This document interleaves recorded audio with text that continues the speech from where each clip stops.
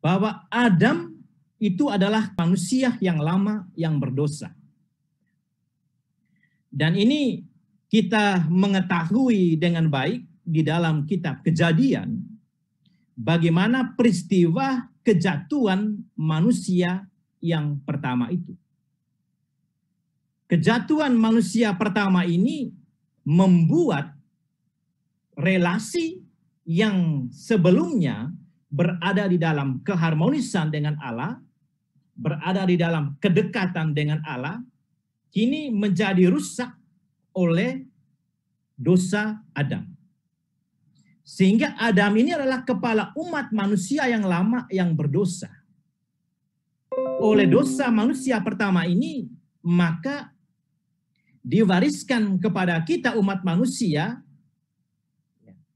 kecenderungan atau kodrat ke arah dosa.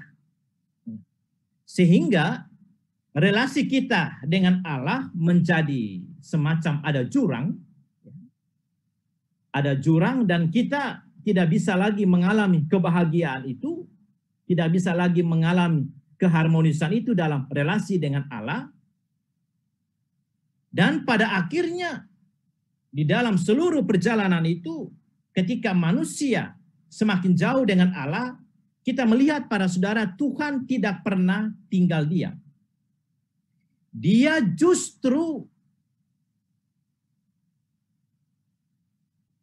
justru mengutus putranya untuk menyelamatkan manusia. Sehingga peristiwa Yesus yang menjadi manusia atau Allah yang menjadi manusia yang menyelamatkan manusia ini, dan dia pada akhirnya wafat, sengsara, wafat dan bangkit, maka oleh Kristus inilah relasi yang telah rusak yang dibuat oleh Adam manusia pertama kini dipulihkan oleh Adam baru, yaitu Kristus sendiri. Sehingga Kristus kepala dari umat manusia yang diperbaharui.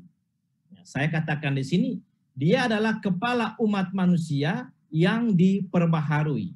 Nah, artinya para saudara yang terkasih, kalau dulu kita sulit untuk melihat Allah, kalau dulu kita akibat manusia pertama itu sulit berjumpa dengan Allah, maka kini oleh Kristus yang menyelamatkan kita, maka relasi ini dipulihkan. Nah, sehingga Kristus adalah kepala dari umat manusia yang diperbaharui.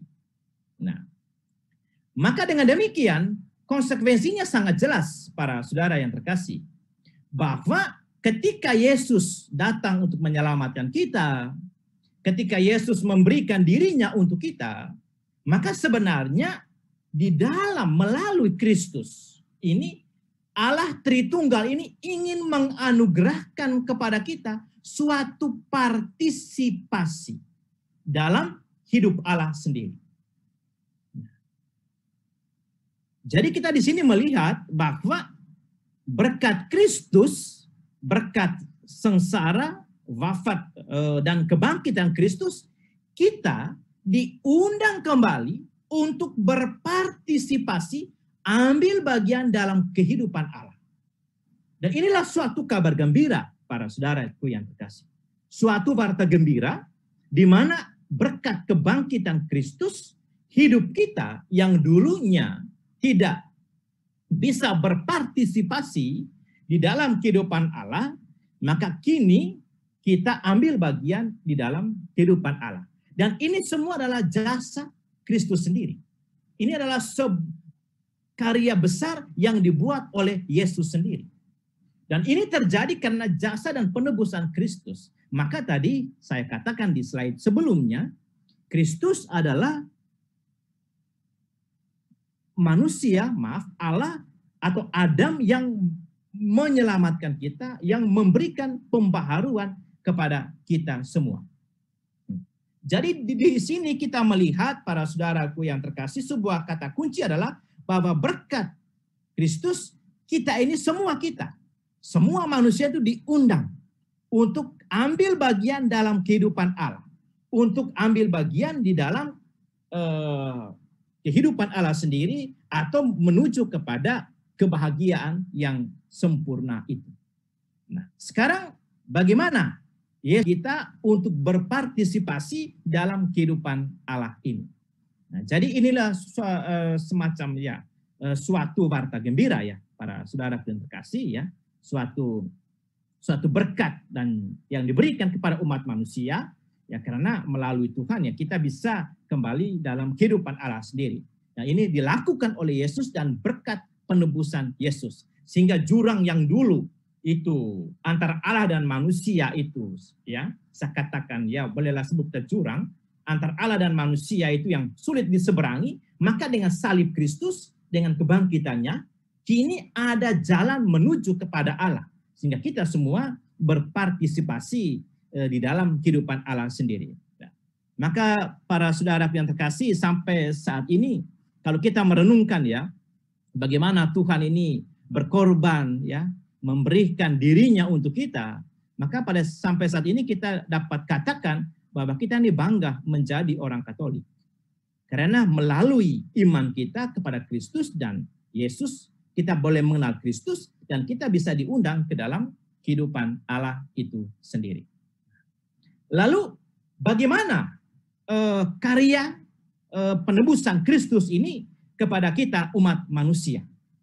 Nah, kalau kita melihat para saudara bahwa berkat Kristus ini, berkat Yesus, dia memberi silih dan menghasilkan jasa. Memberi silih dan menghasilkan jasa. Dan itu tak terbatas. Tak terbatas. Nah, ketika kita beriman kepada Kristus dan penebusannya ini memberi silih serta menghasilkan jasa yang tak terbatas, maka konsekuensi dari kebenaran ini adalah bahwa tidak ada dosa yang tidak dapat diampuni.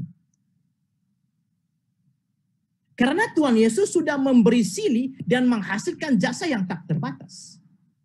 Maka tidak ada dosa yang tidak dapat diampuni. Sehingga misalnya di dalam bacaan hari ini, dalam misa, dalam bacaan harian ini, kalau Bapak Ibu menghadiri misa harian, di sana kitab Yeremia mengatakan bahwa walaupun dosamu merah seperti kirmizi akan menjadi putih seperti salju. Walaupun dosa kita merah seperti kain kesumba akan menjadi putih seperti bulu domba. Nah, ini adalah sebuah warta gembira yang mau menegaskan kepada kita bahwa berkat Yesus ini, ya, berkat Kristus, maka tidak ada dosa yang tidak dapat diampuni. Tidak. Kerahiman Allah selalu mengundang kita, memanggil semua manusia untuk kembali ke jalan yang benar. Maka ketika kita manusia ini berdosa, maka otomatis undangan Tuhan itu, kerahiman itu selalu nyata bagi kita ketika kita mau berbalik ke jalan yang benar. Lalu konsekuensi dari kebenaran ini yang kedua adalah Kristus memperolehkan bagi kita rahmat yang kita perlukan untuk mencapai tujuan adikodrati itu. Jadi berkat Kristuslah kita ini diberikan rahmat yang diperlukan di dalam kehidupan kita untuk mencapai tujuan adikodrati itu. Untuk mencapai tujuan berpartisipasi di dalam kehidupan Allah. Nah, sekarang di mana kita memperoleh rahmat itu? Sebagai orang Katolik, tentunya kita adalah sudah dibaptis. Rahmat pengudusan itu, ya, kebajikan teologal, iman, harapan, dan kasih, itu sudah diberikan di dalam diri kita saat kita dibaptis. Dan juga benih-benih kekudusan itu ada di dalam diri kita. Nah, kita diminta untuk apa? Untuk berani menumbuhkan benih-benih yang ada, menghidupkan benih-benih kekudusan itu yang sudah ada di dalam diri kita itu.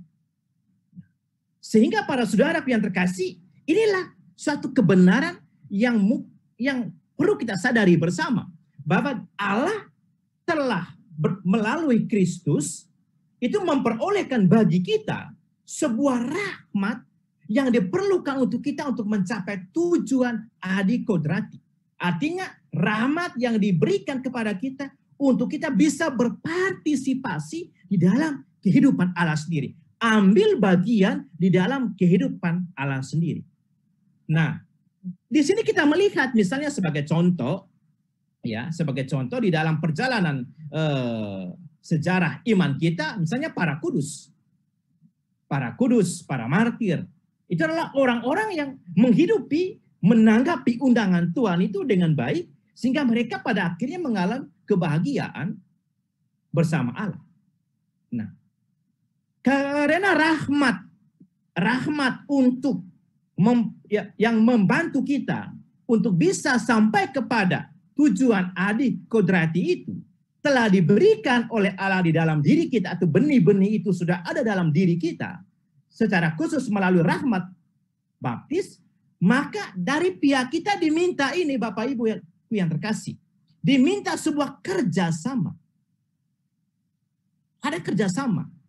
Artinya ada andil dari manusia juga untuk menanggapi tawaran dari Allah itu sendiri. Nah, di sini misalnya saya ibaratkan ya Bapak Ibuku yang terkasih, misalnya ada satu botol ya, botol. Botol ini misalnya kita simpan di bawah keran air. Lalu di sini misalnya ada keran air yang dialirkan di sini. Kalau botol ini tutupnya masih nempel di sini, mau kita buka sepanjang abad pun air tidak pernah masuk ke dalam botol ini. Tetapi kalau botol ini kita buka tutupnya, maka rahmat itu akan masuk ke dalam diri kita. Nah, tindakan membuka botol itu mau melambangkan sebuah adanya aspek kerjasama dari diri kita manusia.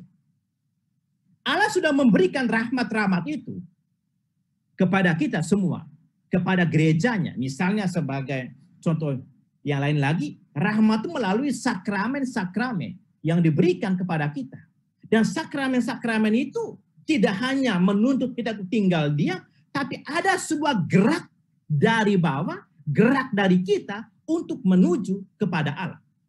Dan sebenarnya para saudaraku yang terkasih, kalau kita tarik lagi di dalam kisah penciptaan, ya, dalam kisah penciptaan, sebenarnya Tuhan itu sudah memberikan ke dalam diri kita sebuah kerinduan natural akan Allah. Ya.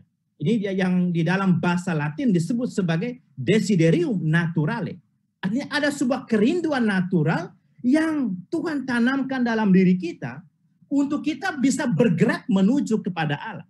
Nah, sehingga sekarang ini persoalannya adalah kita mau tidak untuk mau berjalan, untuk mau bekerja sama dengan rahmat Allah itu. Jadi pada poin ini Bapak Ibu saudaraku yang terkasih, 3 hal ini menjadi sebuah hal yang penting untuk kita renungkan bersama.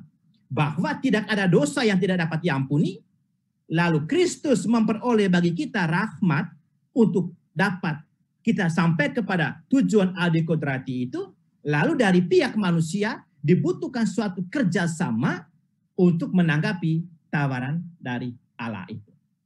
Nah, kalau ini yang terjadi, maka para saudaraku yang terkasih, kita bisa melihat lagi apa yang perlu kita lakukan di dalam hidup ini.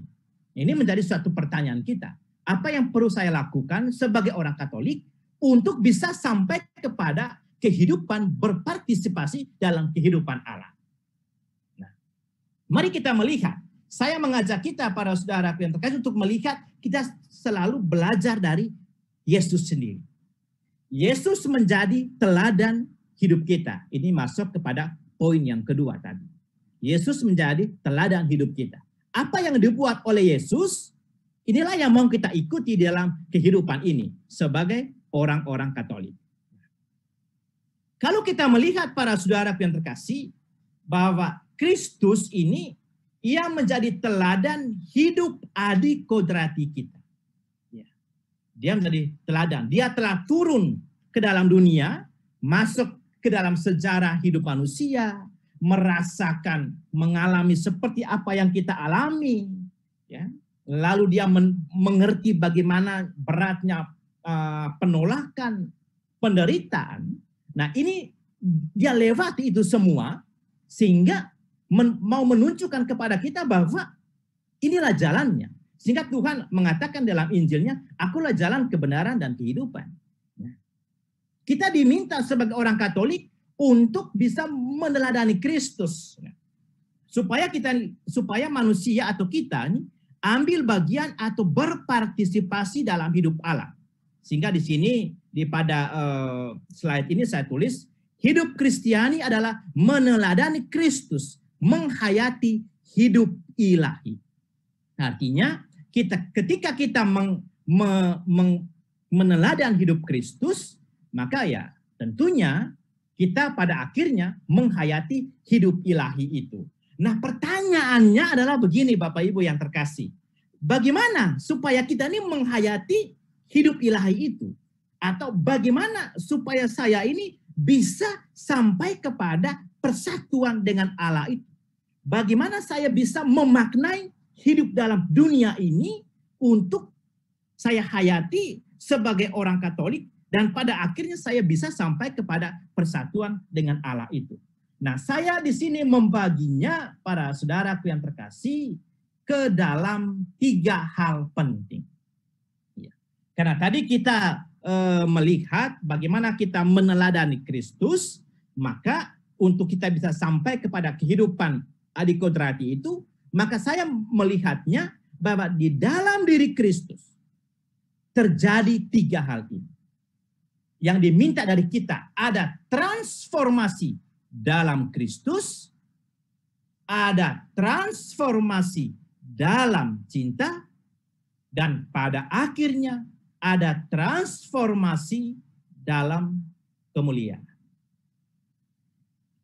Kalau ketiga hal ini, Bapak Ibu, saudaraku yang terkasih, dapat kita lakukan, kita hayati dalam kehidupan ini, maka terjadilah apa yang disebut tadi partisipasi dalam kehidupan Allah. Dan kita bisa ambil bagian di dalam kehidupan Allah, berpartisipasi dalam kehidupan Allah, dalam kehidupan adikodrati, dalam kehidupan ilahi. Maka kita harus melewati 3 transformasi ini. Transformasi dalam Kristus, ada transformasi dalam cinta, dan ada transformasi dalam kemuliaan. Mari kita melihat satu persatu transformasi ini. Nah, maaf Bapak Ibu, ini saya ada coret-coret di layar ini. Mungkin ada kesalahan di laptop saya atau bagaimana. Tapi kita mungkin tidak mengganggu kita. Nah, mari kita melihat para saudaraku yang terkasih, transformasi dalam Kristus. Kalau kita melihat ya kehidupan kita sebagai umat manusia, sebagai orang yang percaya kepada Kristus, bahwa kita ini telah ada dan diadakan oleh Allah dengan tujuan tertentu. Itu harus kita sadari baik-baik. Bahwa kita telah ada dan diadakan oleh Allah dengan tujuan tertentu.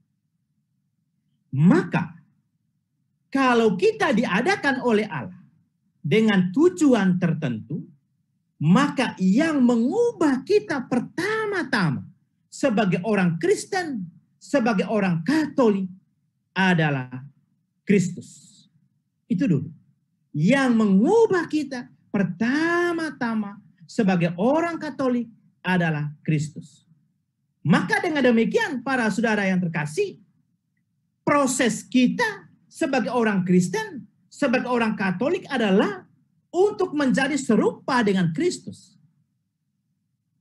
Itulah prosesnya, menjadi serupa dengan Kristus sendiri. Sebenarnya kalau kita melihat bagaimana persoalan transformasi atau menjadi serupa dengan Kristus ini, kita kembali menengok para saudara yang terkasih ke dalam perjalanan bangsa Israel. kalau kita melihat di dalam perjalanan bangsa Israel, Israel itu dalam kitab Kejadian mulai dari Mesir, mereka berjalan menuju ke tanah Kanaan, ya, ke tanah terjanji. Itu kalau kita melihat bahwa di dalam perjalanan bangsa Israel, mereka mengalami perjumpaan dengan Yahweh dan mereka diubah oleh Yahweh. Ketika mereka mengalami perjumpaan dengan Yahweh itu, pengalaman perjumpaan dengan Yahweh misalnya dalam pengalaman Israel, di tengah jatuh bangunnya bangsa Israel, dan mereka akhirnya sampai berjumpa dengan Yahweh, maka mereka sadar dengan baik bahwa perjumpaan dengan Allah itu mengubah seluruh perjalanan Israel. Maka bagi kita pun sebagai orang Katolik, ternyata perjumpaanku dengan Kristus itu sebenarnya mengubah kehidupan kita. Perjumpaan dengan Tuhan. Nah, sehingga ini menjadi suatu refleksi bagi kita, para saudara. Ya, kita ini mungkin sudah lama menjadi Katolik, ya, atau ya kami pun yang kaum berjubah sudah lama bahkan meninggalkan segala-galanya untuk mengikuti cara hidup Tuhan. Apakah perjumpaanku dengan Tuhan, dengan Yesus itu sudah mengubah hidup kita atau tidak? Ini menjadi suatu pertanyaan dasar untuk kita. Kalau kita melihat dalam bangsa Israel bahwa perjumpaan dengan Yahweh itu mengubah hidup mereka. Atau Abraham juga, perjumpaan dengan Allah mengubah hidup Abraham. Sehingga inilah kalau kita sungguh-sungguh mengalami berjumpa dengan Allah, berjumpa dengan Tuhan, maka inilah yang disebut oleh Rudolf Otto sebagai tremendum et fascinosum. Artinya di saat saya berjumpa dengan Allah itu pengalaman yang membuat saya gemetar, tetapi juga ditarik oleh Allah untuk terus dekat dengan Allah. Ditarik oleh Yahweh. Dan itu sudah dialami oleh para kudus, ya, oleh bangsa Israel, oleh Abraham misalnya. Mereka itu mengalami bagaimana berjumpa dengan Allah itu. Ketika Allah itu suatu pengalaman yang menggetarkan, tetapi di sisi lain Allah itu menarik mereka untuk terus bersatu dengan Allah. Maka pengalaman Kristen dengan Kristus, atau kita dengan Kristus, atau perjumpaan dengan Dia, membuat seolah-olah kita gemetar dan ditarik terus menerus kepada Allah dengan Dia yang kudus itu. Nah ini, para saudaraku yang terkasih. Di mana kita, misalnya ya, kalau kita merenungkan soal ini, bagaimana orang yang banyak diubah oleh Tuhan sendiri, atau bagaimana mereka mengalami bagaimana gemetar di hadapan Allah, lalu ditarik oleh Allah. Misalnya sebagai contohnya Petrus. Kalau kita melihat di dalam Injil, ketika Petrus itu sedang menangkap ikan ya di pantai, lalu Petrus sudah dengan para muridnya sudah semalaman, mereka sudah berjuang, sudah berusaha, tapi tidak menangkap seekor pun. Lalu tiba-tiba Yesus pagi-pagi dia datang dan mengajar di pinggir pantai, lalu dia menyuruh ke Petrus, Petrus, bertolaklah ke tempat yang lebih dalam. Lalu ketika mendengar sabda itu, Petrus mengatakan, Tuhan, saya sudah semalaman, kami sudah semalaman berjuang setengah mati. Tapi kami tidak menangkap apapun. Tetapi karena Engkau yang menyuruhnya, maka saya akan menebarkan jala juga. Lalu Petrus taat dan melakukan itu. Dan apa yang terjadi? Mereka menangkap banyak sekali ikan. Melihat peristiwa itu, apa yang dikatakan oleh Petrus? Tuhan, pergilah dari sini. Saya tidak pantas di hadapan. Dia tersungkur di hadapan yang Maha Kudus, di hadapan Allah. Lalu mengatakan, Tuhan pergilah daripadaku, sebab aku ini orang berdosa. Nah inilah suatu pengalaman perjumpaan yang mengubah para saudara dan berkasih. Tetapi di sana kita melihat, ya, Yesus mengatakan, Petrus, mulai sekarang engkau tidak lagi menjadi penjala ikan, tetapi menjadi penjala manusia. Dan itulah yang dialami oleh Petrus. Bahwa dia berjumpa dengan Tuhan, berjumpa dengan Yesus yang kudus, menggetarkan, tetapi di sisi lain menarik dia untuk terus mengikuti Tuhan sendiri. Maka pengalaman transformasi dalam Kristus ini itu terjadi di saat kita mau dengan setia, taat, mau mengikuti apa yang menjadi kehendak Tuhan. Maka yang kita lihat adalah kalau kita sungguh-sungguh terjadi transformasi ini adalah tidak lagi hidup menurut kehendak sendiri. Misalnya bangsa Israel atau para murid, mereka menyesuaikan dengan kehadiran Allah yang Maha Kudus. Dan itulah yang kita lihat, Bapak Ibu yang terkasih. Kalau kita misalnya melihat dalam sejarah Israel atau para murid, mereka menyesuaikan dengan kehadiran Kristus yang kudus. Lalu mereka juga segala sesuatu yang tidak pantas, yang tidak kudus, harus disingkirkan dari sana. Harus disingkirkan. Lalu mereka juga menyesuaikan kehidupan harian mereka untuk kepentingan Allah. Nah, inilah orang-orang yang terjadi transformasi di dalam Kristus, Bapak Ibu yang terkasih. Artinya hidup mereka selalu terarah kepada Allah. Mereka menyesuaikan hidupnya dengan kehidupan Allah. Apa yang tidak kudus, apa yang tidak berkenan di hadapan Allah, dijauhkan dari situ. Contoh lain misalnya kita bisa melihat Santo Paulus. Ya, sehingga Paulus di situ mengatakan, ya, bukan aku yang hidup, tetapi Kristus yang hidup di dalam aku. Paulus bisa mengatakan, bukan aku yang hidup, tetapi Kristus yang hidup di dalam aku, itu karena dia sudah terjadi transformasi di dalam Kristus. Sudah terjadi ini Bapak Ibu. Atau dengan dari ungkapan ini ya, kalau saya bahasa dengan bahasa yang ya bahasa harian lah, bahasa bebas, Paulus mau mengatakan, loh ini bukan lagi Paulus, ini saya ini Yesus. Kalau kita bisa mengatakan begitu, saya ini Yesus, bukan lagi Paulus. Mau mengatakan bahwa sudah terjadi transformasi di dalam Kristus. Maka Bapak Ibu Saudaraku yang terkasih, kalau kita sampai kepada perjumpaan dengan Kristus dan terjadi transformasi di dalam Kristus ini, maka inilah yang terjadi dengan hidup kita. Semua ini akan terjadi di dalam hidup kita. Maka kita akan menyesuaikan seluruh aktivitas kita, kegiatan kita, perkataan kita sesuai dengan apa yang menjadi kehendak Tuhan. Yang tidak berkenan di hadapan Tuhan itu pasti otomatis disingkirkan dalam kehidupan kita. Nah, itulah orang-orang yang sudah terjadi transformasi di dalam Kristus itu sendiri.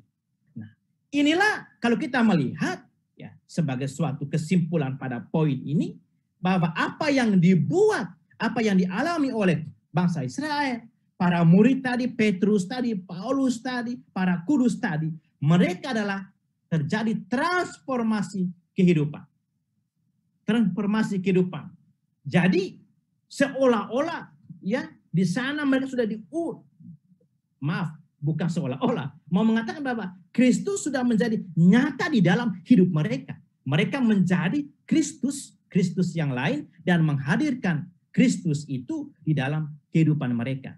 Nah, sehingga misalnya Santo Paulus ya, kami senantiasa mengatakan, kami senantiasa membawa kematian Kristus dalam tubuh kami, supaya kehidupan Yesus juga menjadi nyata di dalam tubuh kami. Suatu ungkapan, suatu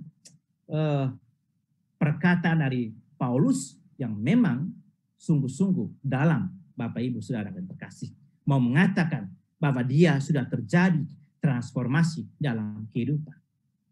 Sehingga kami senantiasa membawa kematian Yesus dalam tubuh kami, supaya kehidupan Yesus menjadi nyata di dalam tubuh kami.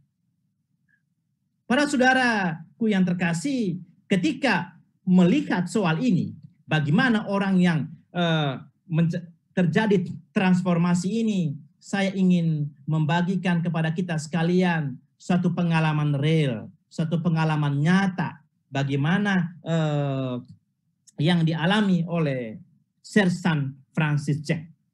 Itu yang terjadi ketika kanonisasi Pater Maximilianus Maria Kolbe. Ya, dan kita tahu mungkin siapa Pater Maximilianus Maria Kolbe ini. Dia adalah salah satu pastor yang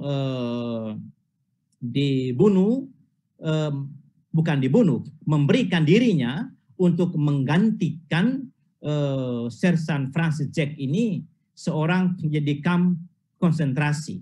Menarik sekali ketika kanonisasi dari Santo Maximilianus Maria Kolbe ini, ternyata Francis Jack ini datang bersama istrinya, bersama anak-anaknya, cucu-cucunya, lalu hadir di Vatikan. Menarik sekali Bapak Ibu yang terkasih, dalam acara itu, di akhir acara itu, diperkenankan kepada Sersan Francis Jack ini untuk memberikan kesaksian. Dia mengatakan begini, saya kutip di sini untuk kita melihat bagaimana seseorang yang hidupnya itu terjadi perubahan atau transformasi. Dia mengatakan begini, para saudara, hidup kami ini bukan hidup kami sendiri. Hidup kami ini adalah hidup Pater Maximilianus Maria Kolbe. Kalau Pater Maximilianus tidak mati bagi kami, sebetulnya kamilah yang telah mati lama. Tetapi kami hidup karena Pater Maximilianus Maria mau mati bagi kami, demi kami semua. Maka hidup kami ini sebenarnya adalah hidup Pater Maximilianus. Maka kami senantiasa membawa kematian Pater Maximilianus di dalam diri kami, supaya kehidupannya juga nyata di dalam diri kami. Para saudaraku yang terkasih, sebuah kesaksian yang luar biasa, bahwa di dalam keluarga Sersan Francis Jack, mereka mengatakan bahwa hidup kami bukan hidup kami sendiri, tetapi hidup Pater Maximilianus. Dan mereka membawa kematian Pater Maximilianus di dalam diri mereka, supaya kehidupannya juga nyata di dalam diri mereka. Bukankah ini juga yang harus kita lakukan berkaitan dengan Kristus? Kalau kita mau lihat lebih dalam lagi, Bapak Ibuku yang terkasih, bahwa kita semua mewarisi kehidupan Kristus. Dan inilah yang diungkapkan oleh Paulus dengan jelas tadi, yang saya tadi sudah kutip di awal tadi. Bahwa pengenalan akan Yesus itu lebih mulia dari semua. Dan kita membawa kematian Kristus di dalam diri kita, supaya kehidupan Kristus menjadi nyata di dalam hidup kita. Dan kalau ini yang terjadi, maka inilah yang disebut dengan transformasi di dalam Kristus. Ini suatu perubahan, kalau kita hayati dengan baik Bapak Ibu, suatu pengalaman yang luar biasa. Paulus sampai ke sana, dan dia mengatakan, kami membawa kematian Kristus, supaya nyata kehidupan Kristus di dalam diri kami. Dan kita pun begitu. Semua kita diundang untuk membawa kematian Kristus, dan supaya nyata kehidupan Kristus di dalam diri kita. Dan inilah yang terjadi dengan transformasi di dalam Kristus. Lalu kita melihat pada poin yang kedua. Setelah terjadi transformasi di dalam Kristus, ya, maka poin yang kedua yang terjadi adalah transformasi dalam cinta. Dalam cinta. Terjadi transformasi dalam Kristus, lalu yang kedua, transformasi dalam cinta. Nah, para saudaraku yang terkasih, kalau kita melihat bahwa ternyata transformasi dalam cinta itu mengalir dari transformasi dalam Kristus. Mengalir. Kalau seseorang sudah diubah dalam Kristus, maka pastilah ia diubah dalam cinta. Dalam cinta. Dan itu sudah satu rangkaian yang tidak bisa dipisahkan. Dan inilah yang kita lihat misalnya yang terjadi di dalam para murid. Paulus, semua para murid, ataupun para kudus. Tidak mungkin kalau diubah dalam Kristus, tidak diubah dalam cinta. Tidak mungkin. Ketika kita sudah diubah dalam Kristus, otomatis kita semua diubah di dalam cinta. Kalau kita misalnya melihat suatu pengalaman bangsa Israel atau para murid, ya mengapa saya mengambil bangsa Israel atau para murid? Ya, mau mengatakan kepada kita, inilah suatu, mereka sudah mengalami ini semua. Atau orang kudus, mereka sudah mengalami bagaimana transformasi dalam Kristus dan transformasi dalam cinta. Kalau kita melihat misalnya para Bapak Ibuku yang terkasih, bangsa Israel ketika mereka belajar berjalan di padang gurun. Recording stopped. Suatu perjalanan yang panjang, 40 tahun bayangkan. Dan tidak hanya 40 tahun, tetapi suatu pengalaman, suatu ungkapan yang mengatakan suatu pengalaman yang begitu panjang. Jatuh dan bangun perjalanan bangsa Israel. Perjalanan di mana mereka diuji dalam hubungan dengan Allah.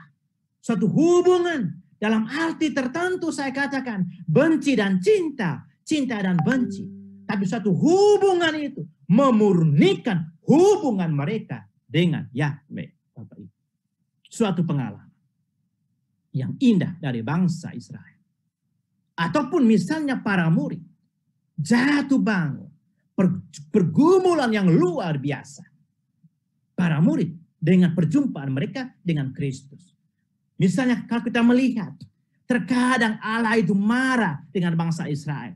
Dengan Petrus pun Allah marah. Menjatuhkan hukuman kepada bangsa Israel. Tapi di sisi lain juga, misalnya Israel menemukan Yahweh yang penuh belas kasih. Yang penuh kasih luar biasa. Yahweh itu di satu sisi bisa kita lihat sebagai seorang ibu yang mengandung, membawa anaknya kemanapun dia pergi. Suatu realitas yang luar biasa yang dialami oleh bangsa Israel. Atau misalnya Bapak Ibu, kita melihat contoh misalnya Abraham. Ketika Yahweh mengatakan di dalam Kejadian bab 12, Tuhan Yahweh bersabda kepada Abraham, Abraham pergilah ya dari tanahmu ini ke tempat yang aku akan tunjukkan kepadamu misalnya. Abraham taat. Lalu Allah Yahweh itu memberikan keturunan kepada Abraham. Baru nongol satu. Lalu Tuhan Yahweh juga datang dan mengatakan, Abraham persembahkan anakmu itu kepadaku. Suatu pergumulan yang luar biasa. Tetapi di sana kita melihat di tengah penderitaan Allah sedang memurnikan hubungan mereka dengan Yahweh. Hubungan mereka dengan Tuhan. Sama juga dengan para kudus. Kalau kita melihat Bapak Ibu yang terkasih, tidak ada para kudus yang adam-adam saja. Tidak ada para kudus yang senang-senang saja. Tapi mereka mengalami pergumulan salib yang luar biasa. Tetapi disitulah Allah memurnikan hubungan itu dengan mereka. Dan kita percaya juga bahwa perjumpaan kita dengan Tuhan juga akan membawa kita kepada pengalaman ini. Pengalaman suatu pergumulan, tetapi Allah terus menarik kita. Jatuh bangun, benci dan cinta. Tapi Allah terus membawa kita kepada suatu hal yang luar biasa. Nah, inilah transformasi di dalam cinta. Nah, maka padang gurun tempat yang membentuk, bukan memuji, tapi menguji, melapisi Israel dengan cinta mereka kepada Yahweh. Sehingga kalau kita melihat generasi selanjutnya itu menyebut padang gurun sebagai masa keemasan bagi bangsa Israel. Mereka belajar mendengarkan Allah di padang gurun. Listening. Di tengah hati-hati yang bersungut. hati yang mendengarkan itulah yang membuat kita berubah. Seandainya Recording in Israel progress. tidak pernah mendengarkan Allah, mendengarkan Yahweh, atau para murid tidak pernah mendengarkan Allah, mendengarkan Yahweh, atau orang kudus, para kudus tidak pernah mendengarkan Allah, mendengarkan Yahweh, maka tidak ada terjadi perubahan itu. Maka hanya hati yang mendengarkan, itulah yang membuat kita berubah di dalam hidup ini. Bapak Ibu yang terkasih. Sehingga kita melihat bangsa Israel, mereka memiliki hati yang di padang gurun pergumulan, trouble heart, hati yang bersungguh-sungguh. Lewat pengalaman itulah mereka dimurnikan agar memiliki a pure heart, transformasi keinginan mereka. Dan inilah yang terjadi di dalam hidup para murid bangsa Israel dan para kudus. Maka persahabatan dengan Kristus melewati pengalaman padang gurun. Pengalaman padang gurun. Atau perjalanan hubungan kita dengan Allah itu melewati mudah dan tidak mudah dalam hidup ini. Terang dan gelap, benci dan cinta. Tapi cinta kita akan Kristus mengalami proses ini, Bapak Ibu yang terkasih. Para murid juga terkadang tidak mengerti apa yang menjadi kehendak Tuhan. Bergumul. Begitu juga dengan orang kudus, bergumul. Suatu relasi dengan Allah yang tidak mudah, Bapak Ibu. Tetapi kita melihat baik bangsa Israel, para murid, dan juga para kudus, ketika orang setia akan membaca seperti orang Israel, memang Allah bisa diandalkan. Ketika kita setia kepada Allah, kita akan sampai kepada pernyataan, memang Yesus memang bisa diandalkan. Dan itulah yang sudah dialami oleh bangsa Israel, dialami oleh para murid, oleh para kudus. Di tengah pergumulan mereka, di saat mereka setia di situ, dan pada akhirnya mereka mengatakan, memang Allah bisa diandalkan. Yesus bisa diandalkan. Nah, ini suatu pergumulan yang luar biasa sampai kepada pernyataan ini, Bapak Ibu yang terkasih. Nah, maka Recording in progress. Hanya mungkin dalam Yesus.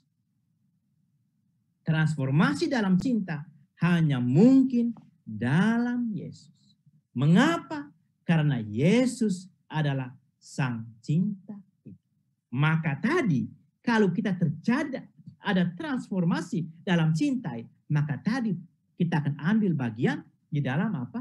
Partisipasi kehidupan Yesus sendiri. Nah, ini contoh orang yang sudah bertransformasi di dalam cinta. Misalnya Yohanes Salib. Ya, dan kita tahu dengan baik siapa Yohanes Salib itu. Mengalami, dari namanya ada Yohanes Salib. Berarti banyak mengalami salib, Bapak Ibu. Atau juga yang lain, Teresia Lisu. Suatu pergumulan yang pergumulan bagaimana dia tetap setia, ya salib-salib yang dia alami dalam mengikuti Tuhan. Teresa Avila, atau yang paling dekat dengan kita misalnya Mother Teresa dari Kalkuta. Kalau kita renungkan tentang Mother Teresa dari Kalkuta nih Bapak Ibu, ya itu di luar logika kita. Bagaimana dia meninggalkan Albania yang sudah nyaman, hidupnya sendiri sudah baik di sana, tapi dia tinggalkan itu, dia menuju ke India, di Kalkuta sana, dia tinggal di tengah orang miskin, menyentuh orang miskin, merawat orang sakit, dan bahkan dia tanpa pikir panjang, yang walaupun mereka tuh maaf saya katakan orang yang sudah borok begitu di India, tapi Mother Teresa ini merangkul, merawat, membawa itu. Pertanyaan kita, mengapa mereka melakukan itu? Jawabannya sederhana Bapak Ibu. Karena mereka sudah mengalami transformasi di dalam cinta. Di dalam cinta. Sehingga mereka adalah orang-orang yang dipenuhi cinta. Dan ada energi cinta yang tidak pernah habisnya daya untuk mencinta orang lain. Maka kita harus sampai pada transformasi. Transformasi. Agar kita bisa sampai kepada berpartisipasi dalam hidup Allah. Ada transformasi dalam Kristus, di situ mengalir transformasi di dalam cinta. Ini orang yang terjadi transformasi di dalam cinta. Maka dari cinta yang tipis dan tak mendalam, yang selalu melihat kesalahan di mana-mana, tetapi cinta yang murni tidak suka melihat kesalahan orang lain. Ia berani menanggung beban dengan tabah dan sabar, memberikan hadiah terbaik berupa pengampunan, belajar melayani dengan tulus, juga tetap melakukan jika tidak ada yang melihat, jika tanpa upah dan tanpa pujian. Nah, ini orang yang sudah bertransformasi di dalam cinta. Satu paket transformasi dalam kemuliaan. Nah,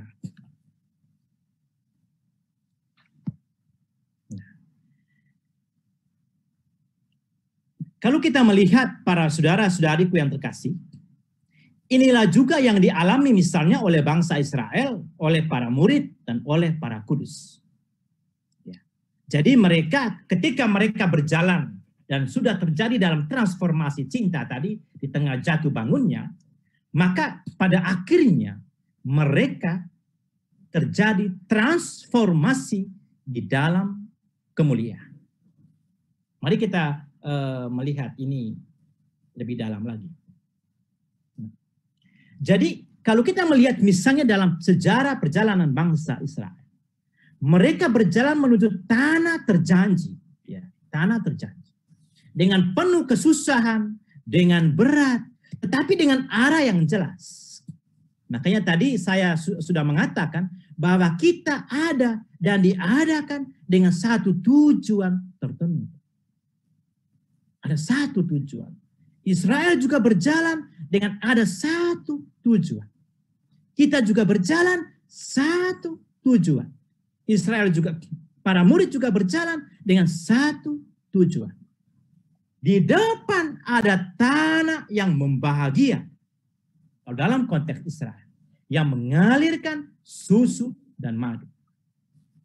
Maka bagi Israel, padang gurun tidak hanya dia mengerti sebagai sebuah tempat, tetapi sebuah salib yang dialami di dalam kehidupan mereka. Padang gurun itu, di padang gurun mereka berjalan dalam kemuliaan untuk menuju kemuliaan. Dan dalam semangat telah membawa kemuliaan itu. Sama juga dengan para murid. Mereka berjalan di tengah ketidaktahuan mereka akan Yesus sebagai Allah. Jatuh bangun mereka. Tetapi mereka terus berjalan dalam semangat menuju kemuliaan dan dalam semangat kemuliaan. Maka kita bisa melihat, Bapak Ibu yang terkasih, berjalan bukan tanpa tujuan, tetapi dengan sebuah tujuan. Nah, inilah yang kita lihat. Nah, maka kalau kita kembali lagi melihat bahwa penderitaan, pergumulan, salib-salib yang dialami oleh bangsa Israel di padang gurun itu bukan penderitaan yang sia-sia.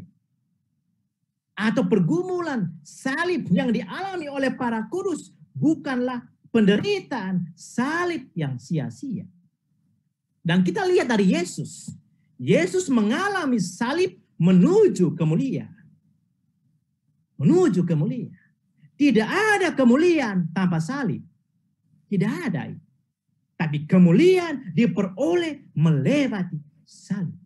Israel sampai kepada kemuliaan tanah terjanji melewati salib. Maka dapat saya katakan di sini, salib merupakan atau penderitaan merupakan keharusan mencapai tujuan yang amat luhur. Sehingga tadi saya sudah katakan tidak ada para kudus yang tidak menderita. Tidak ada. Tetapi mereka mengalami pergumulan, mengalami salib itu. Tetapi sampai kepada kemuliaan. Maka tujuan hidup kita adalah persatuan dengan Allah. partisipasi dalam kehidupan adikodrati dengan Allah. Tetapi ingat Bapak Ibu yang terkasih, partisipasi itu, ambil bagian dalam kehidupan Allah, terjadi ketika melewati salib. Melewati salib. Menuju kepada kemuliaan itu. Dalam kemuliaan itu. Maka kita melihat dengan baik bagaimana bangsa Israel, para murid, Teresa Lisu, Yohanes Salib, Teresa Avila, dan para kudus lainnya, para martir, mereka itu mengalami transformasi dalam cinta. Melihat salib tidak hanya berhenti pada salib, tetapi menuju kepada kemuliaan. Kemuliaan.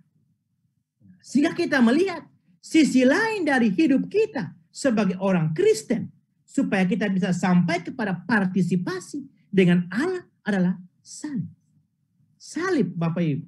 Tidak boleh kita meninggalkan salib. Tuhan kita itu dipaku di salib. Dipaku di salib. Maka sebagai orang Kristen, orang Katolik, sisi lain yang perlu kita bawa dalam hidup ini adalah salib. Salib. Pergumulan, penderitaan yang kita alami sendiri di dalam hidup ini. Tetapi tidak berhenti pada salib. Namun salib menuju kemuliaan. Menuju kemuliaan. Contohnya, lihatlah hidup Yesus. Jejak sengsara dalam kemuliaan. Baik. Untuk melihat ini, untuk mempertegas ini, Bapak Ibu yang terkasih, mari kita melihat di dalam Injil Yohanes bab 20 ayat 27. Saya bacakan untuk kita semua. Di dalam Injil Yohanes bab 20 ayat 27. Ini peristiwa soal Yesus yang bangkit. Ya. Dikisahkan soal Yesus yang bangkit. Di sana yaitu tentang peristiwa Yesus yang menampakkan diri kepada Thomas. Ya. Di dalam kisah itu ditampilkan bahwa ketika Yesus menampakkan diri kepada para murid, Thomas tidak ada waktu itu di situ. Lalu beberapa hari kemudian ketika para murid menyampaikan kepada Thomas, lalu Thomas hadir. Dan waktu itu Yesus mengatakan kepada Thomas, "Thomas, cucuklah jarimu pada kaki, pada bekas paku pada lambungku, ya, pada tangan dan pada lambungku." Nanti Bapak Ibu bisa lihat di dalam Injil Yohanes. Maaf, saya agak sakit mata untuk membaca di dalam Alkitab yang terlalu kecil. Jadi ketika Yesus bangkit, kita melihat Yesus yang bangkit itu, dia masih membawa luka. Recording stopped. Membawa luka di dalam tubuhnya. Yesus yang bangkit. Sehingga dia menunjukkan itu kepada Thomas. Thomas, lihatlah, cucuklah jarimu, lihatlah bekas paku pada tanganku dan cucuklah pada lambungku. Yesus yang mulia tidak pernah melupakan sengsara yang ia alami. Kita tidak boleh lupa ingatan akan penderitaan Yesus. Tidak boleh lupa. Maria dan Yesus, kalau kita melihat Bapak Ibu, adalah dua manusia yang sama-sama mencapai kemuliaan, tetapi mereka mengerti apa artinya penderitaan. Apa artinya penderitaan? Dan kita tahu dengan baik Maria dia mengalami penderitaan yang luar biasa. Dari peristiwa malaikat memberikan kabar gembira, bagaimana Yesus harus mengungsi ke Mesir, dari Mesir balik lagi, dan puncaknya ketika Maria menyaksikan anaknya sendiri rela mati di kayu salib. Di kayu salib. Tetapi Maria dan Yesus, kita melihat dua tokoh yang sampai kepada kemuliaan, tapi mereka tidak pernah ingat akan penderitaan. Dalam salib ada kemuliaan. Dalam salib ada kemuliaan. Di dalam pergumulan, penderitaan yang kita alami, ketika kita setia dalam hidup ini, setia terus mengikuti Tuhan, maka kita sampai kepada transformasi di dalam kemuliaan. Di dalam kemuliaan. Menarik sekali bagaimana Recording in progress. merefleksikan soal transformasi di dalam kemuliaan ini, di mana memaknai penderitaan ini. Saya mengajak Bapak Ibu yang terkasih, mari kita melihat suatu refleksi yang singkat tentang Maria. Tentang Maria. Bagus sekali sebuah refleksi yang memberikan inspirasi bagaimana kita mengerti penderitaan itu, bahwa lewat penderitaan kita sampai kepada kemuliaan jika kita setia. Saya bacakan untuk kita sekalian. Judulnya bagaikan kendi kosong. Kendi itu semacam itu bahasa Jawa. Kendi itu tong ya. Mungkin ya ada yang dari luar negeri. Ya mungkin ya kita bisa analogikan seperti tong atau bejana. Maria tidak menerima apa-apa. Ia hanya menerima putranya yang telah mati di pangkuan. Pada saat itulah dia diam 1000 bahasa. Hening tak memperoleh dan tak mengharap apa-apa. Itulah saat Maria dikosongkan dari segala-galanya. Maria bagaikan kendi yang tak punya air setetes pun jua. Bagi Maria, saat itulah terjadi rasa pasrah yang tertinggi. Dalam bahasa Jawa, maaf kalau saya salah mengucapkannya, sumele yang sejati. Saat ini adalah saat terindah bagi hidupnya. Karena pada saat itulah seluruh daya, kemampuan, dan rasa kemanusiaannya menjadi hening. Tiada lebur, bersatu dengan seluruh daya, kuasa, dan cinta Tuhan. Bagi Maria, inilah saat di mana dia diam sedalam-dalamnya. Sehingga pada saat itu Allah dapat merasuk ke dalam dirinya sedalam-dalamnya pula. Itulah saat dununging kasunyatan yang sejati. Keberadaan yang sejati. Keberadaan yang sesungguhnya. Saat jumuing kaulah Gusti. Saat bersatu dengan Allah. Saat bersatu dengan Allah. Ini dalam bahasa Jawa artinya saat bersatu dengan Allah. Ternyata Bapak Ibu yang terkasih, pada gadis Maria bersatu persatuan dengan Allah. Jumuing kaula Gusti, maaf saya tulis itu, kaula Gusti harus terjadi di kaki salib. Di kaki salib itulah Maria memberikan diri sehabis-habisnya, meraih kasampurnaan ngelmu kendi, kesempurnaan ilmu kendi, kekosongan di hadapan. Inilah suatu refleksi yang suatu refleksi yang luar biasa, Bapak Ibu yang terkasih. Yang mau mengatakan kepada kita bahwa ternyata kesempurnaan ilmu sejati, kesempurnaan yang sejati, keberadaan yang sesungguhnya, keberadaan yang sejati di dalam diri Maria justru terjadi di bawah kaki salib.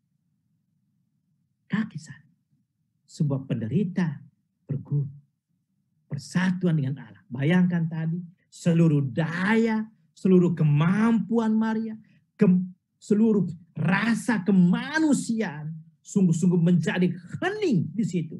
Lebur, larut, hanyut di dalam Allah. Di dalam Allah. Maria hanya memandang Yesus.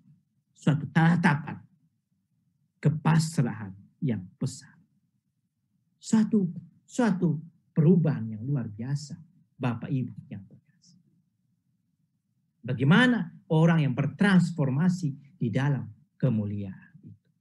Sehingga ya, saya mengutip Paus Yohanes Paulus II di dalam dokumen Vita Consecrata. Ya. Memang ini dokumen yang diberikan, yang ditulis pada tanggal 2 Maret tahun 1995 yang ditujukan kepada para hidup bakti. Tetapi bagus juga untuk kita semua sebagai orang Katolik. Di sana saya mengutip, kaum religius, awam, ya saya dalam kurung saya tulis awam, tua dan muda, kamu semua mempunyai tugas mengundang manusia-manusia zaman kita untuk memandang ke atas, untuk tidak tenggelam dalam banyak hal dari hidup keseharian, tetapi untuk membiarkan diri ditarik oleh Allah dan oleh Injil Anaknya. Janganlah kamu lupa bahwa kamu dapat dan harus mengatakan bahwa kamu semua bukan saja milik Kristus, tetapi juga hendaknya menjadi Kristus. Tetapi saya rasa juga berlaku untuk kita semua. Undangan, lihatlah ke atas, lihatlah ke depan, bahwa kita bukan saja milik Kristus, tetapi juga hendaknya menjadi Kristus. Maka Bapak Ibu Saudara-saudari yang terkasih, kalau ini yang kita lakukan, yang kita buat dalam hidup ini, bahwa kita adalah Kristus dan menghayati salib-salib pergumulan di dalam hidup kita, maka otomatis kita akan diubah di dalam kemuliaan. Maka tadi yang dikatakan di bagian pertama tadi saya katakan, bagaimana kita ambil bagian berpartisipasi dalam kehidupan Allah. Itu menjadi mungkin kalau kita sudah terjadi transformasi dalam Kristus, transformasi dalam cinta, dan pada akhirnya kita juga bertransformasi di dalam kemuliaan. Dan inilah yang sudah terjadi, yang dialami oleh para kudus, oleh para martir, dan semua orang yang sudah meninggal, yang artinya yang sudah berkenan di hadapan Allah. Maka pada poin yang terakhir, Kristus itu menjadi kepala tubuh mistik. Ya, mau menegaskan kepada kita bahwa doktrin tentang tubuh Kristus ini, bahwa ini mau menegaskan kepada kita bahwa Kristus adalah pokok anggur itu. Kita adalah ranting-ranting. Maka untuk bisa sampai kepada 3 fase transformasi tadi, maka kita adalah ranting, harus tinggal pada pokok, melekat pada pokok. Karena Kristus adalah kepala tubuh mistik. Di luar aku, kamu tidak dapat berbuat apa-apa. Artinya partisipasi kita di dalam hidup Kristus. Yesus akan mengkomunikasikan hidupnya kepada semua kita, kepada anggota-anggotanya, kepada seluruh diri kita, kepada gereja. Yesus memberikan hidupnya dan mengkomunikasikan itu semua. Dan kita sebagai anggota gereja menerima itu, dan pada akhirnya kita ambil bagian di dalam kehidupan adi kodrati itu. Ambil bagian dalam kehidupan Allah itu. Yang tadi dikatakan berpartisipasi. Maka satu hal yang perlu kita lakukan untuk bisa sampai ke sana adalah bagaimana kita untuk terus melekat seperti ranting yang tempel terus pada pokok itu. Ya, kita bisa tahu dengan baik misalnya dalam dunia pertanian apa yang terjadi ketika pohon itu, ketika ranting itu terpisah dari pokok dan tidak melekat pada pokok, pasti tidak ada kehidupan, yang ada malah dia semakin kering, semakin layu dan tidak berguna. Tetapi ia berbuah ketika dia melekat terus kepada pokok itu. Kristus akan mengkomunikasikan dirinya, hidupnya, seluruhnya kepada kita kalau kita setia melekat pada Kristus di dalam doa kita, di dalam merenungkan sabda Tuhan, penghayatan sakramen-sakramen yang diberikan oleh Tuhan, oleh Allah kepada kita melalui gerejanya. Dan itu akan membuat kita nanti bisa sampai kepada transformasi di dalam kemuliaan. Nah, maka di sini Kristus sebagai kepala tubuh. Tubuh mistik. Ya. Kepala adalah bagian penting dan utama dan pusat persatuan. Maka kita akan menerima rahmat itu dari sini semua. Yang mengarahkan kita semua. Ini saya analogikan dengan kepala kita. Dia akan di sana, di kepala kita ada pikiran yang mengontrol, yang mengarahkan semua anggota tubuh kita. Dan dapat dikatakan sebagai sumber dan pusat kehidupan. Nah, maka kalau Yesus sebagai kepala tubuh kita, ya maka kita akan mendapatkan kehidupan ketika kita itu bersatu dengan Kristus. Dan kita akan mampu mengarahkan diri kita, mengarahkan hidup kita, memaknai salib kita di saat kita bersatu dengan Kristus. Di saat kita setia, dekat dengan Kristus. Nah, maka Bapak Ibu Saudaraku yang terkasih di dalam nama Tuhan. Nah, maka Kristus dia yang sulung dari segala ciptaan, objek kasih ilahi, teladan segala kebajikan, penyebab dan sumber pengudusan kita. Di dalam dia pusat persatuan dalam gereja. Dan juga di dalam dia kita menjadi diundang untuk bersatu dengan dia. Maka dia adalah aliran hidup yang vital. Yang vital. Karena apa? Prinsip hidup adikodrati berasal dari Kristus. Gereja hidup karena Kristus. Dan juga kita hidup karena Kristus. Dan juga Roh Kudus tentunya. Karena Kristus. Karena dia yang menjadi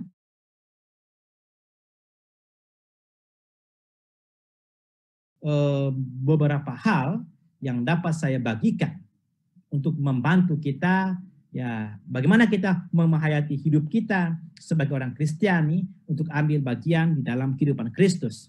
Dan Roh Kudus adalah jiwa dari tubuh mistik itu, yang kepala adalah Kristus, dan Roh Kudus itu mencurahkan kasih-Nya di dalam tubuh manusia. Roma bab 5 ayat 5.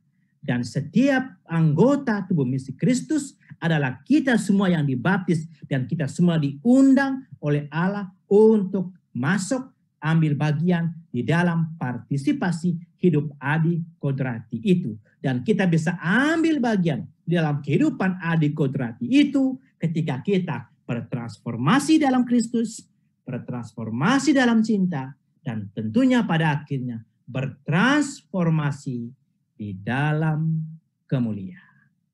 Bapak Ibu, saudara-saudariku yang terkasih, itulah beberapa hal yang dapat saya bagikan kepada kita sekalian. Semoga ini bermanfaat bagi kita, dan mohon maaf jika di dalam pengajaran ini, dalam sesi ini ada kata-kata yang tidak berkenan, dan juga slide yang tadi ada coret-coret di slide-nya. Saya mohon maaf, dan semoga kita semua selalu berada di dalam berkat Tuhan, dan kita semua kelak akan bersatu di dalam kehidupan Allah. Tuhan memberkati, dan saya akan kembalikan kepada moderator.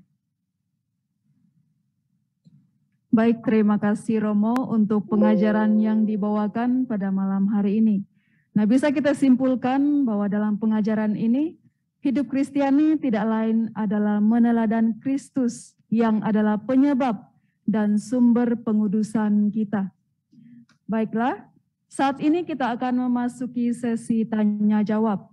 Sesi tanya-jawab akan dilakukan dengan membacakan pertanyaan-pertanyaan yang telah masuk melalui ruang chat kami. Nah, pertanyaan akan saya bacakan, kemudian Romo Eugene akan memberikan jawaban atas pertanyaan-pertanyaan tersebut. Baik, pertanyaan pertama, dan ada beberapa penanya yang menanyakan hal yang sama. Pertanyaan yang pertama,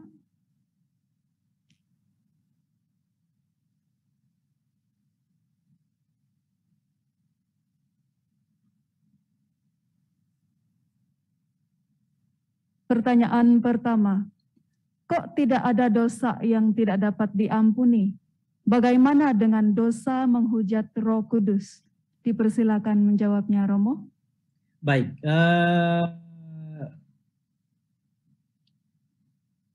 begini Bapak Ibu, terima kasih untuk pertanyaannya yang menurut saya menarik sekali. Ya. Konteks kita adalah ketika kita manusia yang berdosa ini, seberat apapun dosa kita, jika kita mau berubah, mau berbalik kepada Tuhan, tidak ada dosa yang tidak bisa diampuni. Itulah konteks yang mau ditekankan. Dalam pertanyaan tadi, soal ada dosa yang tidak dapat diampuni, yaitu dosa Roh Kudus, itu kan dalam arti orang itu tidak mau berubah. Tidak mau meninggalkan dosa itu dan terus mau bersikuku melawan Roh Kudus. Nah, apa yang saya sampaikan tadi adalah konteks adalah tidak ada dosa yang tidak diampuni ketika kita mau berubah dalam hidup ini, mau kembali kepada Allah. Tetapi kalau kita tidak mau kembali kepada Allah dan mau melawan Allah terus, itu tadi, itu dua hal yang berbeda dalam konteks ini. Jadi memang ada dosa yang tidak dapat diampuni, yaitu dosa melawan Roh Kudus. Itu berarti ada ketegartengkukan seseorang. Tapi dalam konteks tadi adalah bagaimana kita yang mau berubah, mau berbalik kepada Allah, dosa selalu diampuni. Begitu, Sister. Oke, baik. Terima kasih Romo untuk jawabannya. Pertanyaan yang kedua, apa maksud adikodrati? Dipersilakan menjawabnya Romo. Ya, baik. Adikodrati itu sesuatu yang melampaui kodrati. Nah, itu kalau sedikit kita bandingkan begitu. Adikodrati itu artinya kita ambil bagian di dalam kehidupan Allah. Ya. Kehidupan Allah itu kan sesuatu yang melampaui yang kodrat kita, yang melampaui apa yang kodrati ini. Kalau kita ambil bagian dalam adikodrati, itu berarti kita ambil bagian dalam kehidupan Allah. Karena Allah itu mengatasi ruang dan waktu, mengatasi apa yang kodrati ini. Ya, maka hidup Allah, berpartisipasi dalam hidup Allah adalah berpartisipasi dalam kehidupan adikodrati. Begitu Bapak Ibu, yang sedikit yang saya paham. Oke, baik. Terima kasih Romo untuk jawabannya. Pertanyaan yang selanjutnya, apakah kita dapat berjumpa dengan Kristus sekarang hanya saat menerima komuni saja? Dipersilakan Romo. Apakah kita bisa berjumpa Kita dengan dapat bagaimana Kristus sekarang? Ya, saya ulangi ya Romo. Ya. Apakah kita dapat berjumpa dengan Kristus sekarang hanya saat menerima komuni saja? Baik. Para saudaraku yang terkasih, terhadap pertanyaan ini, ya, apakah kita bisa berjumpa dengan Kristus hanya komuni saja? Ya. Yesus itu hadir di dalam gereja. Hadir dalam gereja. Yesus juga hadir di dalam, tentunya dalam sakramen-sakramen yang ditetapkan dalam gereja sendiri. Yesus juga hadir di dalam diri kita masing-masing, di dalam kehidupan kita. Yesus juga hadir di sana. Saya rasa kehadiran Kristus ini sudah dibahas di dalam pertemuan sebelumnya. Bagaimana mengenal misteri kehadiran Kristus itu. Nah, apakah kita bisa berjumpa dengan Kristus di dalam Ekaristi? Saya rasa bisa. Justru itulah kekuatan Ekaristi. Kehadiran Kristus di dalam Ekaristi itu real dan nyata. Dan kita menyambut misalnya di dalam tubuh Tuhan, darah Kristus. Ada persatuan dengan Kristus di situ. Tetapi persatuan kita dengan Kristus di dalam Ekaristi itu masih, pengenalan kita dengan Kristus masih terbatas. Masih terbatas. Karena kita masih berada di dalam dunia ini.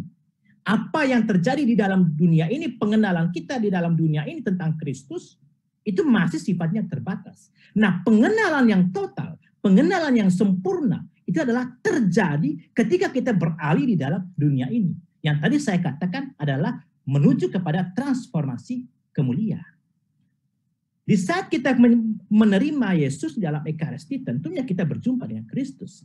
Dan juga misalnya saat kita juga misalnya mengampuni orang lain, itu juga kita berjumpa dengan Kristus.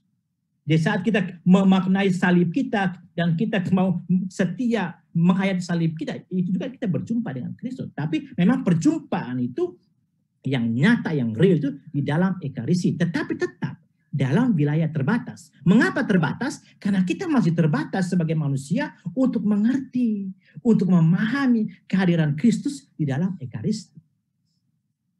Dia hadir, yang terbatas itu bukan Kristusnya, tetapi kita menangkap, mengerti Kristus yang hadir itulah yang terbatas. Karena kita masih terbatas. Kalau kita sudah beralih dari dunia ini, maka kita bisa mengenal Kristus sesungguhnya dengan artinya dalam kemuliaan itu. Tetapi ingat, Santo Yohanes Salib tetap mengatakan ini adalah berkat partisipasi. Nah, mungkin itulah yang dapat saya bagikan Bapak Ibu dalam konteks pertanyaan tadi. Oke, baik. Terima kasih Romo. Saya pikir itu sudah cukup jelas jawabannya. Baik, kita lanjutkan pertanyaan yang selanjutnya. Dalam transformasi Kristus, apakah kita mengalami atau memperoleh rahmat yang berasal dari Yahweh sendiri, ataukah harus dicari, dirasakan, dan ditanggapi? Persilakan Romo. Untuk menjawab ini, saya memulainya begini. Kita melakukan satu perbuatan baik yang sekecil apapun, itu karena rahmat. Itu karena rahmat. Kita tidak bisa melakukan suatu perbuatan sekecil apapun tanpa rahmat Allah. Maka ketika kita memahami tentang transformasi dalam Kristus, di dalam perjumpaan kita dengan Kristus, tentunya rahmat Allah juga bekerja di dalam kita. Rahmat Allah diberikan kepada kita untuk membantu kita agar kita bisa menjalani kehidupan ini menuju transformasi itu. Tuhan tidak pernah meninggalkan kita seorang diri. Tidak pernah. Tapi Tuhan selalu memberikan rahmat hari demi hari, ya, untuk memampukan kita untuk bisa menjalani kehidupan ini dengan baik. Baik rahmat yang kita terima mulai ya hal yang sederhana saja, simpel saja. Terkadang kita bangun pagi kita bisa menikmati hari itu adalah sebuah rahmat. Kita bisa menolong orang adalah sebuah rahmat. Apalagi kita misalnya terus mau mengikuti Tuhan, pasti rahmat Tuhan akan bekerja memampukan kita untuk bisa menjalani hidup ini. Nah, persoalannya adalah kitalah yang harus bekerja sama meminta, memohon rahmat itu supaya bisa membantu kita di dalam perjalanan itu. Dan rahmat itu juga sebenarnya sudah diberikan di dalam kita melalui sakramen baptis. Kehidupan surga itu diberikan kepada kita atau Roh Kudusnya hadir kepada kita saat kita dibaptis. Ada kemampuan itu dalam diri kita. Iman diberikan kepada kita. Kasih diberikan kepada kita. Harapan diberikan kepada kita. Kebajikan teologal itu. Dan inilah semua yang memampukan kita untuk terus berjalan di dalam hidup ini menuju transformasi dalam Kristus, menuju transformasi dalam cinta, menuju transformasi dalam kemuliaan. Kalau kita pikirkan misalnya, ya Bapak Ibu yang terkasih, contohlah para martir. Ya, ketika mereka ditangkap, ya, mau dibakar misalnya, mau digantung, tapi mereka menerima itu dengan sebuah sukacita. Kalau ditanya kekuatan apa? Kekuatan apa? Kalau bukan karena Allah, kalau bukan karena rahmat Allah. Nah, itu. Jadi Allah selalu memberikan rahmatnya, membantu kita di dalam kerapuhan kita, dalam kelemahan kita untuk terus menjalani hidup ini, Bapak Ibu. Nah, sekarang dari pihak kita adalah mari kita bekerja sama untuk apa? Meminta rahmat ini. meminta rahmat ini untuk selalu menguatkan kita, menopang kita di dalam kehidupan ini. Mungkin itu yang dapat saya bagikan untuk menjawab pertanyaan itu. Oke, baik. Terima kasih Romo untuk jawabannya. Pertanyaan yang selanjutnya, sesuai yang telah dipaparkan Romo tentang transformasi dalam cinta, apa upaya kami supaya dapat kami alami dalam hidup? Baik. Bagaimana upaya kita supaya kita ini apa yang kita lakukan supaya transformasi di dalam cinta ini kita alami. Para saudara yang terkasih, ketiga transformasi yang tadi saya sudah katakan itu bukan berdiri sendiri. Bukan berdiri sendiri. Tapi itu adalah satu bagian, satu kesatuan yang tidak bisa dipisahkan. Itu dulu yang perlu kita pahami dengan baik. Misalnya, kalau orang sudah berjumpa dengan Kristus dan mengalami perjumpaan dengan Kristus, otomatis Bapak Ibu, dia akan bertransformasi di dalam cinta. Karena transformasi dalam cinta itu mengalir dari transformasi di dalam Kristus. Tidak mungkin tidak. Maka yang perlu kita lakukan di dalam kehidupan ini adalah apa? Kita untuk semakin berjumpa dengan Kristus. Berjumpa dengan Kristus itu bagaimana caranya? Kan konkretnya begitu ya. Konkretnya bagaimana? Ya kita mari kita perdalam perjumpaan kita dengan Dia di dalam doa kita. Mari kita perdalam perjumpaan dengan Dia di dalam sakramen-sakramen. Mari kita perdalam perjumpaan dengan Dia di dalam kitab suci. Nah, itulah sarana-sarana yang diberikan oleh gereja, yang diberikan oleh Tuhan kepada kita untuk kita bisa terjadi transformasi di dalam Kristus. Sebagai contoh, pengalaman misalnya dari Santo Fransiskus. Santo Fransiskus Assisi terjadi mengalami perjumpaan transformasi dalam Kristus ketika dia membaca kitab suci yang mengatakan jika engkau menjadi sempurna, pergilah, jualah seluruh milikmu dan berikan dan datanglah, ikutlah aku.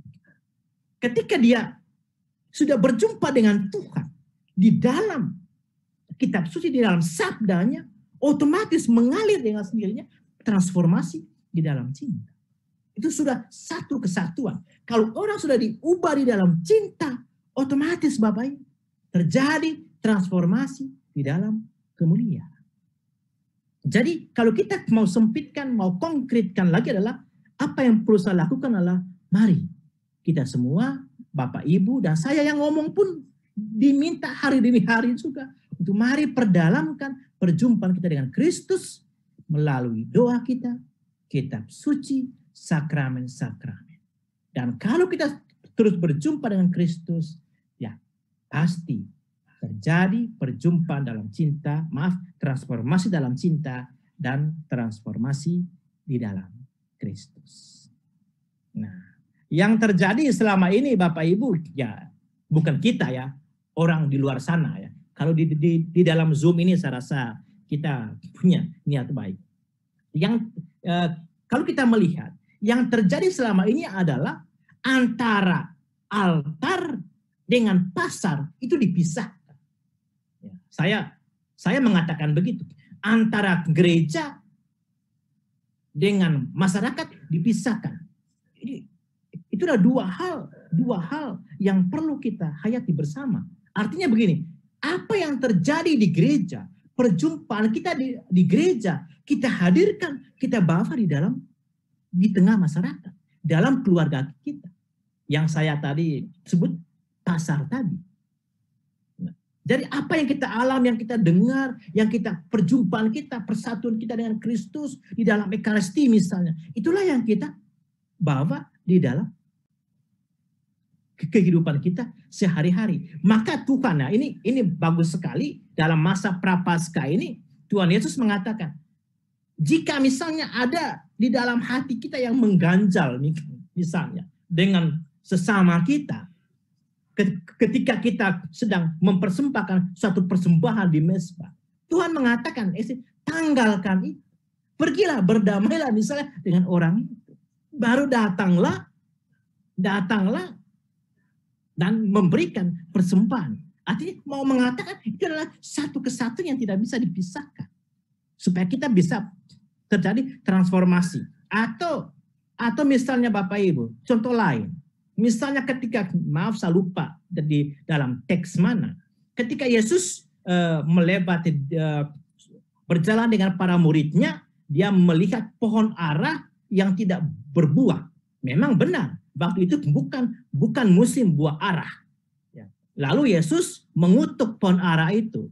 Secara logika kita adalah, loh, kenapa kok bukan buah ara, bukan musim buah ara kok Yesus mengutuk? Bukan musim durian kok kita kutuk durian? Bukan musim buah alpukat kok kita mengutuk? Kan secara logika kan tidak benar ini. Tetapi Yesus mau mengatakan kepada kita bahwa berbuat baik itu tidak boleh kenal musim, Bapak Ibu.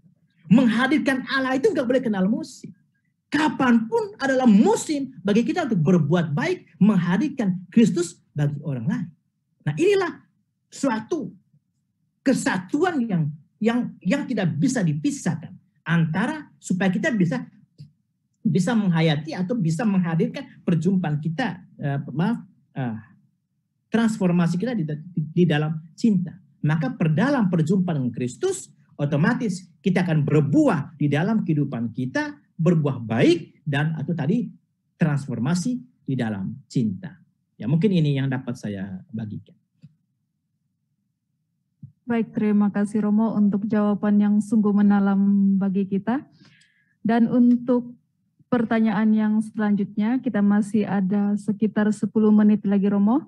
Ya, silakan. Pertanyaan yang selanjutnya, jika seseorang tidak mau bekerja sama dengan Allah, apakah yang akan terjadi pada hidup orang tersebut? Apakah bisa mengalami transformasi? Persilakan Romo. Baik, Bapak Ibu. Ketika misalnya ada orang yang tidak mau bekerja sama dengan Tuhan, apakah terjadi transformasi? Ya, tentunya bagi saya dalam konteks apa yang saya sampaikan pada malam hari ini ya tentunya tidak terjadi transformasi itu. Lalu bagaimana hidupnya? Ya itu saya tidak mau menebak-nebak Bapak Ibu ya. Dari itu bagaimana akhir hidupnya nanti? Ya itu sudah bewenangnya Allah, bewenangnya Tuhan. Jadi saya tidak mau terlalu masuk ke sana untuk melihat bagaimana nasib orang yang tidak mau bekerja sama dengan Allah. Tetapi bagi dari Allah, bahwa ya kita diminta untuk bekerja sama. Karena rahmat itu tidak bisa diberikan, maksudnya rahmat diberikan, tapi juga ada tanggapan, ada gerak dari atas, Allah memberi rahmat, ada tanggapan dari bawah, kita menerima rahmat.